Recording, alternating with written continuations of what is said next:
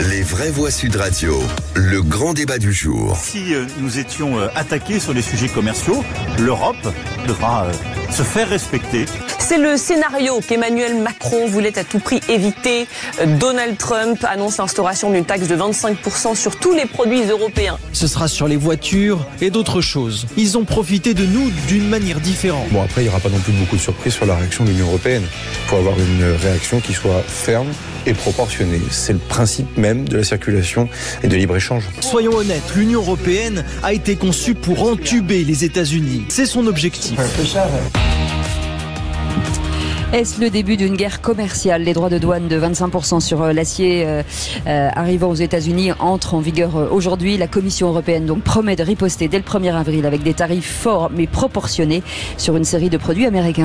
Alors parlons vrai, doit-on avoir des craintes pour l'emploi en France avec les droits de douane américains qui sont entrés en vigueur aujourd'hui ? Et à cette question, l'UE a-t-elle raison de riposter à la hausse des droits de douane américains ? Vous dites oui désormais à 64%. Vous voulez réagir ? Aude attend vos appels au 0826 300 300. Loïc Le Floch-Prigent, ça vous inspire quoi en fait, ces droits de douane où finalement on a l'impression que c'est d'un côté, de l'autre, qu'on augmente, qu'on baisse, en fait on ne sait plus vraiment où on habite là. En fin de compte, j'ai l'impression que le président Trump est en train de se tromper d'époque.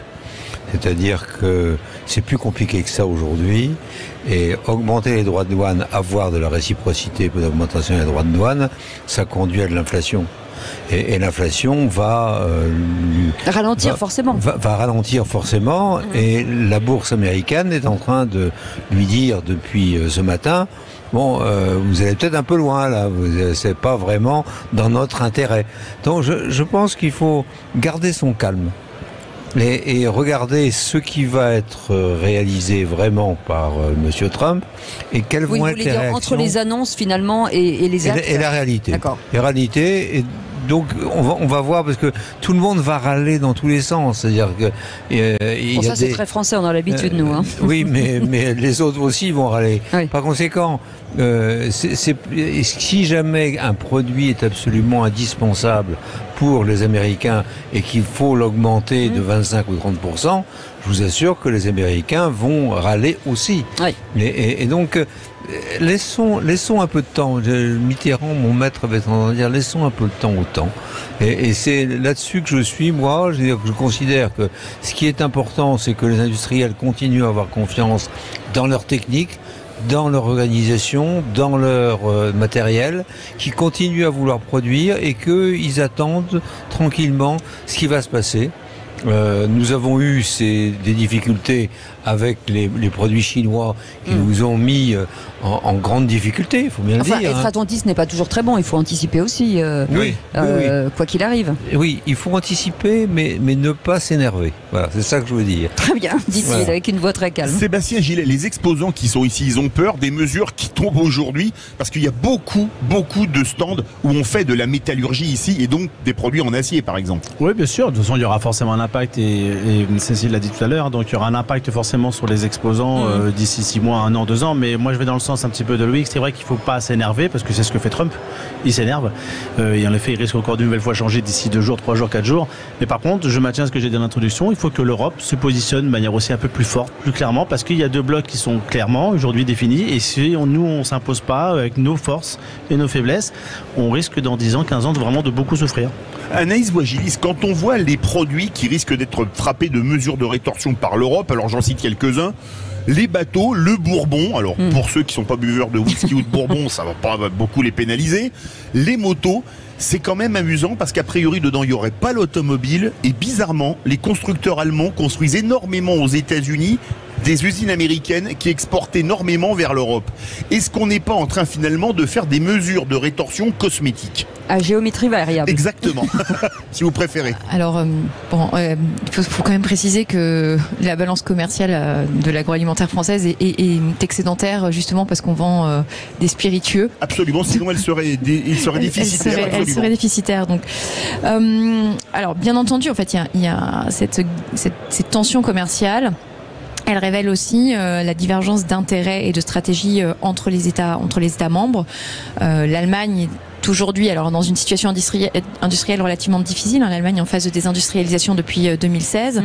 Alors qu'elle a bénéficié de l'euro, contrairement à 90% des pays européens depuis plus de 20 ans. Elle n'a pas bénéficié que de l'euro. L'Allemagne, c'est un pays qui a une stratégie industrielle, qui a su bénéficier de l'extension de l'Union européenne vers l'Est.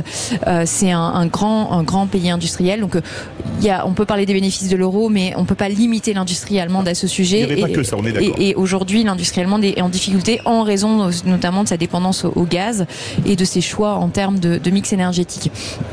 Maintenant, il est évident que l'Allemagne achète plutôt des armes, de l'armement aux États-Unis et beaucoup moins d'armement en Europe et notamment en France. Et que par ailleurs, il y a plusieurs grands industriels allemands, dont BASF, qui ont déjà annoncé qu'au regard du prix, voilà, grand acteur de la chimie, qui ont déjà annoncé au regard du prix de l'énergie aujourd'hui en Europe et des grandes aides mises en place sous l'administration Biden avec l'Inflation Reduction Act, la loi de réduction de l'inflation, qui ont annoncé vouloir déplacer des unités de production aux États-Unis où l'électricité est 2 fois moins chère et le gaz, on est de l'ordre de 4 à 5 fois moins cher sans prendre en compte le prix du CO2. Donc il y a un désalignement d'intérêts et mécaniquement ça peut se traduire par des droits de douane qui vont être mis en fonction des intérêts américains et qui peuvent être alignés plus avec les intérêts allemands que les intérêts français. Il y a énormément de grands industriels européens qui sont déjà installés aux États-Unis. Oui, bien sûr. Et par conséquent, la discussion qui va avoir lieu est complexe. C'est pour ça qu'il faut vraiment ne pas s'énerver. C'est-à-dire que il y a des industriels qui étrangers, allemands ou français, qui vont expliquer à l'administration américaine que le fait de faire ce qu'ils sont en train de faire leur tire une balle dans le pied et que leurs intérêts ne sont pas garantis alors qu'ils viennent d'investir de façon très importante aux États-Unis. Il faut voir l'investissement des Européens ces dernières années aux États-Unis. Il faut comprendre. Mais en quoi les États-Unis ont besoin de nous, par exemple? En quoi aujourd'hui il y a un certain nombre de produits qui n'ont pas. C'est l'histoire de la souveraineté. C'est-à-dire que de temps en temps, vous avez vu là le nombre de petits produits qu'il y a dans tous les sens dans cette exposition. Et vous voyez qu'il y a des moments où on est complètement japonais, ou on est complètement chinois, puis il y a des moments où il y a des Français ou des Allemands ou des Suisses ou des Italiens qui tirent leur épingle du jeu et on s'aperçoit que finalement ils vivent bien. Et ils vivent bien du fait qu'à la fois ils sont installés en Europe et à la fois aux États-Unis. Oui, c'est ça. Et par conséquent, dire on élève les droits de douane ne va pas forcément plaire à ces industriels. Et il va falloir qu'ils le disent aux États-Unis, à l'endroit où ils sont installés. Donc ça va être. Je pense que Trump est quelqu'un qui simplifie beaucoup tout. Ouais. Mais qui gère le pays comme un industriel, quoi, un businessman, pas du tout comme un politique. Comme un industriel brutal et qui n'est pas quand même un vrai industriel. Mais Anaïs Voigilis n'est pas tout à fait d'accord. Industriel de mon point de vue. Voilà. Oui, alors je ne connais pas de chef d'entreprise qui annonce un jour plus 50%, plus 25% de droits de douane, qui le lendemain revient en arrière sur ses droits de douane, qui signe des décrets. Ça dépend, pendant les soldes ça arrive. Oui, voilà, peut-être pendant les soldes, mais globalement, alors Donald Trump est peut-être quelqu'un qui a une vision plus claire de ce qu'il veut faire que certains dirigeants européens, mais ce qu'il fait, c'est avancer, reculer, aller dans tous les sens, brusquer tout le monde. Et par contre, là où c'est intéressant, c'est la manière dont il appréhende les relations internationales, c'est-à-dire l'Europe est très tournée sur une culture du multilatéralisme. Ce que Trump est en train de faire, c'est fragmenter pour pousser tout le monde à aller sur des négociations bilatérales avec des accords État par État.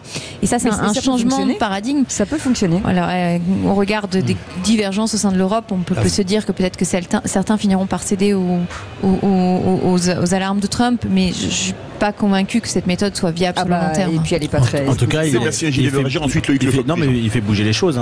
Le style Trump, on l'a bien vu les 4 premières années, il fait bouger les choses avec ce côté un peu punchy. Et des fois, c'est pas mal aussi. Alors, moi, je suis pas pro Trump, loin de là, mais je trouve que d'entendre casser un peu les codes, ça peut avoir aussi du bon dans le pays. De se remettre en question, nous aussi. De se remettre en question, et puis que le monde d'aujourd'hui va vraiment évoluer à vitesse grand V. Loïc Lefebvre-Prigent. Je vous donne un exemple intéressant, c'est-à-dire. Ça nous arrange que ce soit intéressant, Loïc Lefebvre-Prigent. Les gens de NSMC qui attention le micro très près de. Excusez-moi. Les gens de NSFP qui sont les grands du nano puce. Oui. et qui investissent des centaines de millions de dollars à Taïwan. Trump se dit, est-ce que Taïwan va rester ? Et donc il a commencé par dire aux gens de TSMC, est-ce que vous avez envie de venir aux États-Unis ? Et puis il a gagné sa négociation et les gens de TSMC investissent 100 milliards de dollars aux États-Unis sur des puces qui sont les seuls au monde qui existent et sur lesquels le TSMC aujourd'hui a le monopole. Alors, voilà le type de négo dans lequel est intégré Trump. Mais disons que il peut avoir envie de parler du Bourbon ou du champagne. Mais enfin, disons, c'est pas l'essentiel de sa vue. Il a une vue politique plus importante de ce qui peut être utile pour les États-Unis si jamais les choses deviennent difficiles avec la Chine.